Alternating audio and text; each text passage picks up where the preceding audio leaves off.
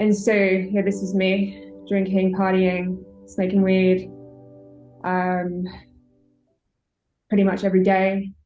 And I began to have visions because, like, throughout my life prior to awakening, the divine was always speaking to me. But I'd just been taught that psychic communication wasn't real, it was my imagination. And so the divine would always give me guidance and information about events, about the timeline that I was currently on and things that would happen. But I ignored that because I was told that it wasn't real. I was told the spirits that I would see was my imagination, you know. So that's what I basically gaslit myself into believing that, like so many do who are born with these abilities, you know, we all are. But I saw probably about 3 or 4 months prior, if I continued on the trajectory that I was on, of drinking every night, of not slowing down and just tuning into where I was at, because I knew I was in a space of depression and anxiety, because when I was sober, I didn't feel good at all. So the alcohol and the drugs is a way of like dealing with that.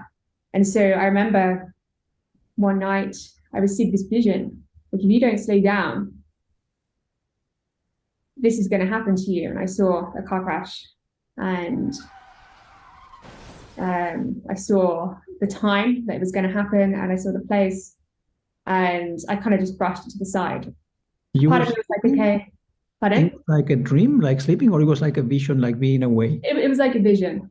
So it's interesting because I used to sit in my room and basically meditate without realizing I was meditating.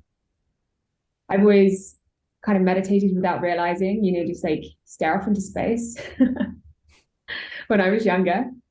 I always just used to do it quite naturally. And so I would do this when I was a teenager. And yeah, this was a vision I had. I would And also journal quite a bit, so maybe it came through then. I can't quite remember, but I remember seeing it. And of course, now, you know, I help people open their third eye. I help people learn to see multidimensionally. And I realize how much I was actually seeing before. You know, a lot of the time we just need training in trusting our third eye visions.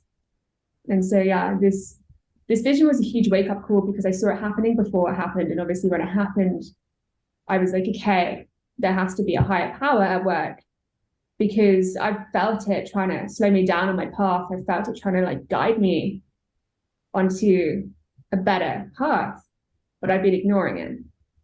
so I you kind of actually saw ran that as far away as possible as I could. you actually saw the place you were going to crash, So it was like the energy. It was and quite a long it time ago, happened, so but yeah, and the crash was the same place you had seen in your vision. yeah. Wow, that's amazing. And your reading about that is that they were trying to tell you slow down, and you didn't slow down. You continue partying, Uh-huh. then it happened. So they were trying like to warn you about it. They were trying to wake me up. So actually at this time, I was writing a lot. I was journaling. I was kind of in awakening, but I was born into a very mainstream environment. So literally